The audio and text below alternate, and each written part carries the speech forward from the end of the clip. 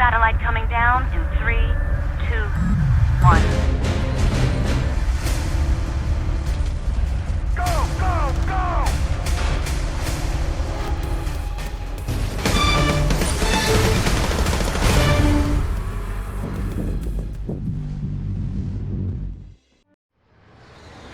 Today I want to give you a first look at Battlefield 6's Operation Firestorm. I want to emphasize Battlefield 6's Firestorm, because if you were expecting a one-to-one remake of either the Battlefield 3 or Battlefield 4 versions, you're in for a shock. Yes, the 5-flag layout remains the same, 3 above the main highway and 2 below, all set in the massive complex dotted by hangars, offices, explosive barrels, and cisterns. Yes, the towering refinery is in place, complete with its catwalks and dominating sightlines. And yes, the map remains a bastion of all-out warfare. Lots of tanks, helicopters, and jets to battle over the burning landscape. But while the silhouette of the iconic level remains unchanged, multitudes of consequential alterations have taken place.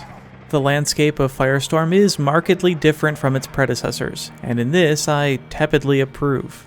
Infantry experience had a history of being frustrating owing to the lack of proper cover or sightline blocks. Now the terrain is dotted with slopes, rubble, and boulders which may inevitably change up the map by giving infantry the advantage. One of the differences you may have already noticed was the lack of construction cranes, missing from the A and D points specifically. It is very likely that the cause of their removal was the team deployments being shifted closer, but in that case making them destructible would have solved that problem. In terms of lighting and background, this version of the map aims to recreate the Battlefield 3 aesthetic much more, and thankfully the sun glare isn't nearly as blinding. Minor changes have taken place around the objectives themselves. It seems like there are objects, walls, and rocky mounds everywhere. Some added cover was needed, but I think it may have gone overboard. Why is this a problem? It's because limiting the objects players can hide behind makes the map more readable and predictable. Adding new hiding spots everywhere means that enemies could be behind every corner, and getting shot from the back or flanks because you didn't watch one tin can long enough is very frustrating. As far as the buildings go, a few new structures have popped up near the military base and the construction site flags, granting better spawn protection. However, the destruction on Firestorm was taken into overdrive. Nearly all of the oil drums can be destroyed along with the walls of most buildings. This may have been fairly similar to the previous versions, but something I'm extremely concerned about is the new hangar rooftops, which can now be blasted apart. This is problematic for 2 reasons. First, the rooftops are one of the primary places on the map where infantry could gain a big advantage over ground armor. And second, the hangars themselves are the main source of protection on the map from the power of the aircraft, especially for infantry. With the rooftops able to be destroyed, jets and attack helicopters will be able to claw their way inside, and infantry will not have that safe space. Firestorm was always known for its numerous vehicles and epic tank play, and in this, the experience carries over relatively well. A few changes are made here too. Each team retains 1 fighter jet and 1 attack jet, launched from the runways in the back, 1 attack and 1 transport helicopter, and 1 mobile AA. The remaining ground armor has been shifted a bit, with 1 new IFE per team and the deployable tank count dropping down from 4 to 3. However, a bonus tank is now available at the D and E flags. In addition to the added rocks, boulders, and hills now found in every direction, the map boundaries are somewhat smaller than the older counterparts, with a lot of the space reduced on the north and south. This open terrain was essential to flanking efforts of jeeps and tanks as they tried to sneak around the fighting and take an objective by surprise. Now they may have trouble staying out of infantry sightlines or weapon ranges, while also not being able to engage in isolated high-speed tank battles. The previous versions of Firestorm were not perfect by any means, but the deployments of each team were not the primary cause of player frustrations or pacing issues. In Battlefield 6, both team deployments get a massive push closer to the main map area. While the jets do take off from the old runways, everything else spawns extremely close to the nearest objectives. While this does mean that teams can get back into the fight faster, or heck, even break out from a full capture slightly easier, it does come with an array of consequences. The mountains behind the deployments are still accessible to the respective teams, so players looking to go backward and place a tank on top or snipe or use spotting gadgets are still free to do so. Only the enemy team can't do much about it. Being so close to the main map brings the deployment spawns for infantry and vehicles perilously close to the major fighting. Choppers taking off are extremely vulnerable, as are other ground vehicles trying to leave. With the verticality of the refinery, hangars, and construction site, enemies have a commanding view into either deployment. Moving the bases up also brings forward the automatic base AAs, making a return from Battlefield 4. Intended to punish enemy aircraft looking for easy spawn killing and base harassment, their proximity means that they are active at the slightest encroachment over the map itself, and going after any ground target or aircraft within the main map area is going to place you in harm's way.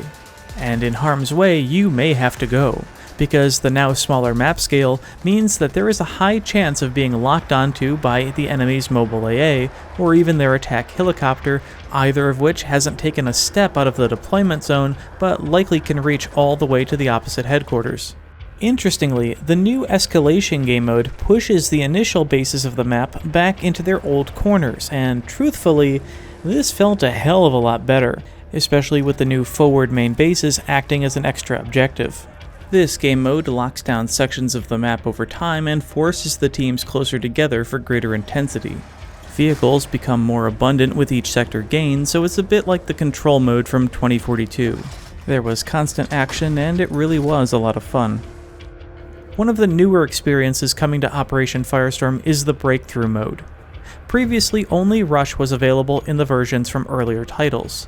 However, the mode does follow the same path, progressing west from the now PAX deployment and through 3 sectors which comprise of the major conquest areas: the refinery, the hangar bays, and the construction site. I'm going to be honest, I am a bit disappointed with how Breakthrough was implemented here. First, even the 12v12 Rush experience of long ago made a point to make the map a vehicular hotspot, and included multiple tanks and even attack jets. This time, vehicles have been scaled back significantly for both teams. This actually shouldn't be shocking, since there would be no real room to maneuver them anyway. Second, although the original format of Firestorm would have been one of the largest conquest maps in the game had the deployments not been shifted, the 3-sector layout comes across as small and unfulfilling. Yes, it uses the existing map structure, but even so, there was probably the potential to use the new NATO headquarters area as a 4th sector. Third, and most importantly, despite a large conquest playspace, Breakthrough treats the map as a tight, linear meat grinder, restricting the boundaries to what amount to a thin rectangle across the entire multi-sector round. The area of the offices and army depot are ignored, and frankly, so is the abundant playable space. The bottleneck forces the 48 players into a linear grind through the points with little room to flank or catch a breath.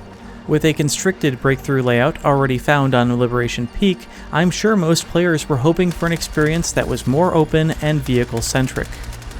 In conclusion, Operation Firestorm has undergone some serious adjustments in its 3rd iteration, many of which I disagree with and foresee creating issues, but hopefully I'll be wrong.